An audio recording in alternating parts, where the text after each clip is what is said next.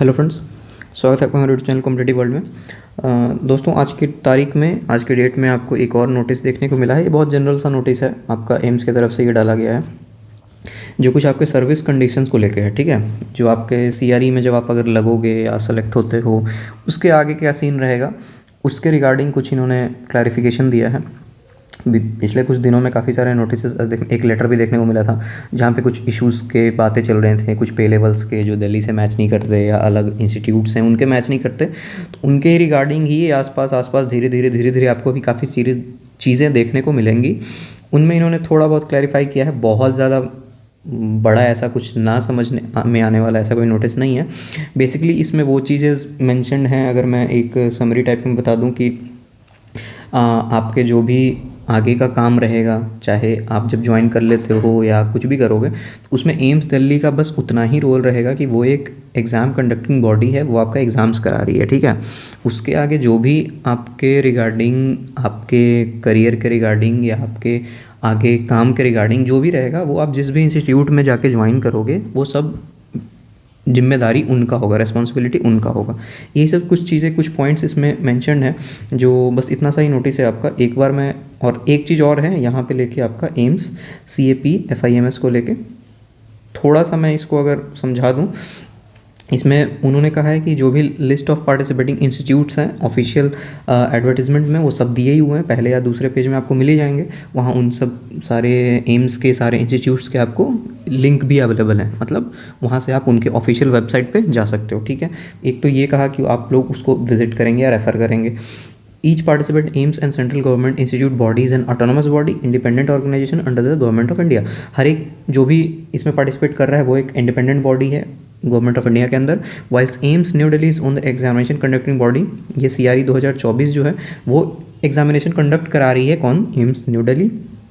It hold no responsibility regarding recruitment rule, eligibility criteria, election provision, document verification, joining formalities, or any other service related matters concerning the advertised post at participating institute. ये बस exam conduct करा रही है। ठीक है, इसके अलावा इनका कोई रिस्पॉन्सिबिलिटी नहीं बनेगा। अगर आगे किसी भी तरह की प्रॉब्लम आपको किसी भी स्टेज पे आती है, जैसे वो डॉक्यूमेंट वेरिफिकेशन पे आ जाए या ज्वाइनिंग के फॉर्मेलिटीज़ में आ जाए या रिलैक्सेशन में आ जाए, एलिजिबिलिटी क्राइटेरिया में आ जाए, कुछ में भी अगर आता है, तो इनका कोई रोल यहाँ पे, कोई रिस्पॉन्सिबिलिटी एम्स न्यू दिल्ली का नहीं बनेगा। इनका रिस्पॉन्सिबिलिटी बस आपके 26 से 28 तारीख तक एग्जाम को करा देना, रिजल्ट डिक्लेयर कर देना, इतना ही इनका जिम्मेवारी रहने वाला है इनके तौर पर।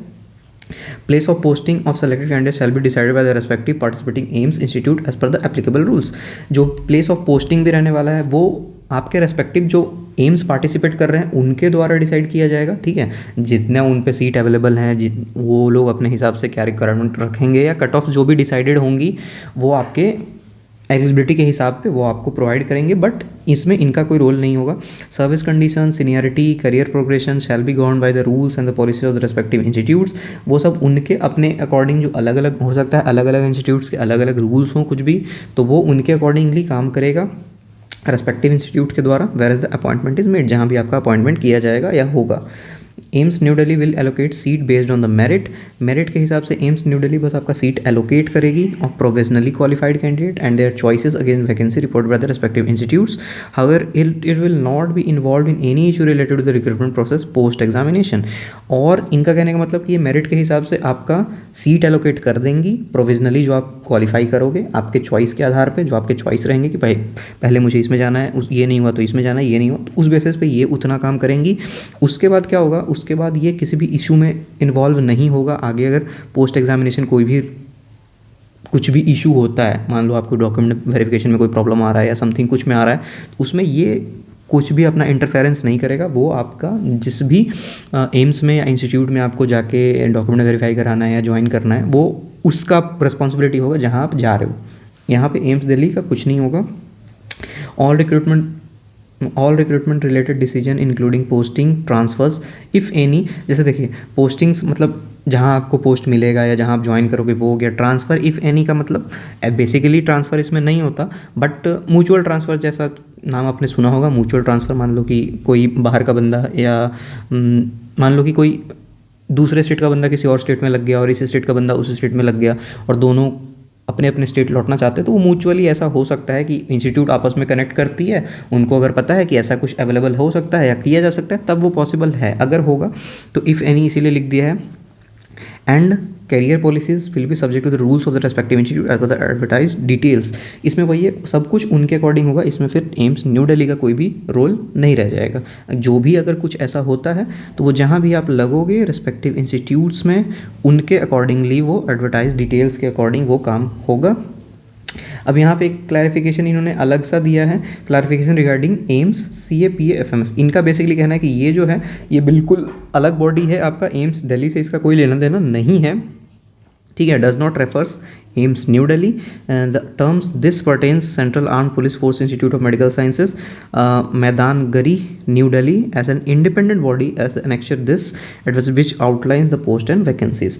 Any recruitment related to position approved by the government of India for the notified recruitment under this independent of AIIMS, ये बिल्कुल अलग होगा except for the role played by the AIIMS new Delhi memorandum of the agreement. जो भी agreement में इनका role रहेगा बस उतना ही प्ले करेगी, इसके अलावा इनका कुछ नहीं होगा। जैसे बेसिकली उनका एग्जाम कंडक्ट ही करा। Candidate appointed this post executive, अगर कैंडिडेट कुछ अपॉइंट होते हैं यहाँ पे तो उनका पोस्टेड एक्सक्लूसिवली होगा, कैंपस यहीं पे होगा, serve the needs campus only, इसी कैंपस में, separate seniority and the career progression as per the इनके पॉलिसी के दौरान। They are also not eligible for the transfer to AIIMS new Delhi, और जिनका यहाँ पे होगा वो एलिजिबल भी नहीं होंगे कि आपका एम्स न्यू दिल्ली में ट्रांसफर हो जाए, the part of common recruitment process, ठीक है। बस यही सब कुछ इंपॉर्टेंट चीज़ थी जो एडवाइस तो थॉरली आपको ये चीज़ पढ़ के समझने का दे दिया गया है। For complete detail I will must refer the official advertisement attached thereto, ठीक है। यहाँ पे आपको दे दिया गया official website, please visit the website. यहाँ पे बस यही सिर्फ कुछ चीज़ें थी, मतलब इन्होंने अपनी तरफ से क्लियर कर लिया कि भाई आगे आपको कुछ भी समस्या कुछ भी दिक्कत आती है तो आपका क्या होगा, जहाँ भी आपने या जहाँ आप सोच रहे हो अप्लाई करने का या जहाँ आप चाह रहे हो कि मेरा सिलेक्शन हो तो इसमें हो, तो वो बॉडी आपकी रिस्पॉन्सिबिलिटी उठाएगी कि भाई अब जो है वो उनका लेना देना है। एम्स न्यू दिल्ली का काम इतना ही है कि वो आपको एग्ज़ाम कंडक्ट करा के रिजल्ट दे के मेरिट वाइज आपको सीट एलोकेट कर देगा। उसके बाद एम्स न्यू दिल्ली का आपका यहाँ से इन्वॉल्वमेंट ख़त्म हो जाएगा, ठीक है। तो बेसिकली इनका कहने का मतलब सिंपल सा ये था कि आप सर्विस कंडीशन को आप अपने जान लीजिए एग्ज़ाम से पहले ही with respect to the common recruitment examination जो ये करा रही है, जिसमें सारे के सारे अलग इंस्टीट्यूट्स पार्टिसिपेट कर रहे हैं। तो पार्टिसिपेट करने के बेसिस पे ये बस एक कंडक्टिंग बॉडी है। बाकी जो जो यहाँ पे वो बात है, जो लोग एम्स दिल्ली में ही लग जाएंगे या वहाँ पे कोई वैकेंसी होगी उनका फिर ये इनका अंडर होगा। अब ऐसा नहीं कि जो एम्स दिल्ली में लगेंगे उनका फिर ये नहीं देखेगी, एम्स दिल्ली वाले को एम्स दिल्ली ही देखेगी। अदर जो इंस्टीट्यूट हैं वो अपना देखेंगे, चाहे कोई सा भी प्रोसेस हो एग्ज़ाम के बाद का। जब भी आपका मेरिट डिसाइड हो जाता है आपको पता चल जाएगा कि आपको यहाँ ज्वाइन करना है, उसके बाद का सारा प्रोसेस आपका रेस्पेक्टिव एम्स देखेगा। एम्स न्यू दिल्ली का कोई भी इसमें हाथ या कुछ भी नहीं चलेगा, ठीक है। बस इनका ये कहना था, ठीक है। आज का ही नोटिस था तो मैंने सोचा थोड़ा सा इंपॉर्टेंट है, मतलब जानकारी आपको होनी चाहिए, दैट्स वाई मैंने वीडियो के तौर पे आपको बता दिया। बाकी इसकी PDF जो है वो आपको टेलीग्राम पे अवेलेबल हो जाएगी।